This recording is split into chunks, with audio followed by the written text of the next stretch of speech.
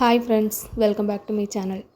இப்போ வந்து இருக்கக்கூடிய நல்ல வெயிலுக்கு வந்து பார்த்திங்கன்னா, நம்ம வந்து நல்ல ஜூஸ் எல்லாம் போட்டு குடித்தா ரொம்பவே நல்லா வந்து உடம்புக்கு நல்ல எனர்ஜி கிடைக்கும். நான் இன்றைக்கி வந்து கிர்னி பழம் வச்சு தான் இன்றைக்கி வந்து ஜூஸ் வந்து பண்ணியிருக்கேன். இந்த கிர்னி பழத்தில் பார்த்திங்கன்னா நிறைய வந்து சத்து இருக்குது. நம்ம உடம்பு வந்து நல்லா கூலாக வைக்கிறோம் அந்த மாதிரி. இப்போ நான் இன்றைக்கி ஒரு சின்ன சைஸ் கிர்னி பழம் தான் எடுத்திருக்கேன். இதில் வந்து பார்த்திங்கன்னா மேலே வந்து கட் பண்ணிட்டு எடுத்துடலாம். நம்ம இது வந்து ஃபுல்லாகவே நம்ம வந்து அப்படியே வச்சு தான் யூஸ் பண்ண போகிறோம். அதனால் மேலே உள்ள அந்த மேல் சைடு நம்ம வந்து காம்பு சைடு இருக்கும்ல, அதை வந்து கட் பண்ணி எடுத்துக்கிடலாம். இப்போ இன்னும் கொஞ்சம் கட் பண்ணிடலாம்.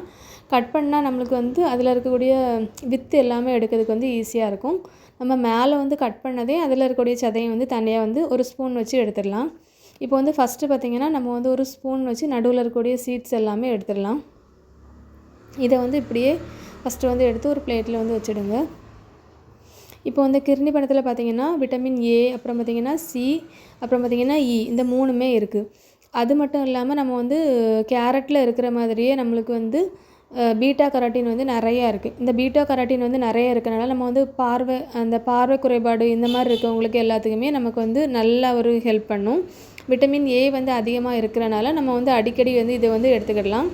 ஸ்வீட்னஸும் பார்த்திங்கன்னா ரொம்பவே கம்மியாக தான் இதில் வந்து இருக்கும். டெய்லி நம்ம வந்து சாப்பிட்டா ரொம்ப உடம்புக்கு நல்லது. இப்போ வந்து இதில் இருக்கக்கூடிய எல்லா சதையுமே எடுத்தாச்சு. எடுத்ததுக்கப்புறம் பார்த்திங்கன்னா ஒரு மிக்ஸி ஜாரில் போட்டுவிடுங்க.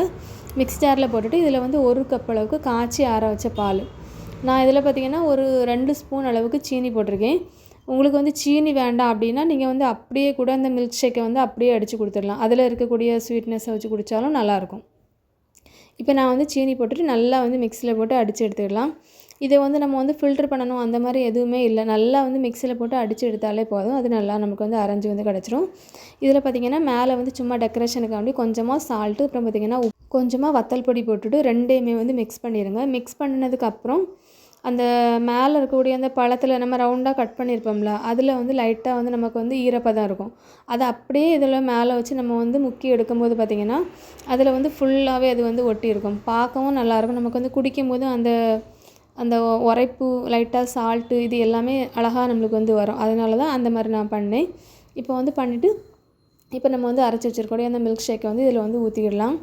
கண்டிப்பாக ட்ரை பண்ணி பாருங்கள். இந்த வெயில் டைமில் வந்து நமக்கு வந்து ஒரு நல்ல ஒரு ஹெல்த் ட்ரிங்காக இருக்கும். இந்த வீடியோ உங்களுக்கு பிடிச்சிருந்துச்சுன்னா லைக் பண்ணுங்கள், ஷேர் பண்ணுங்கள், கமெண்ட் பண்ணுங்கள், சப்ஸ்கிரைப் பண்ணுங்கள்.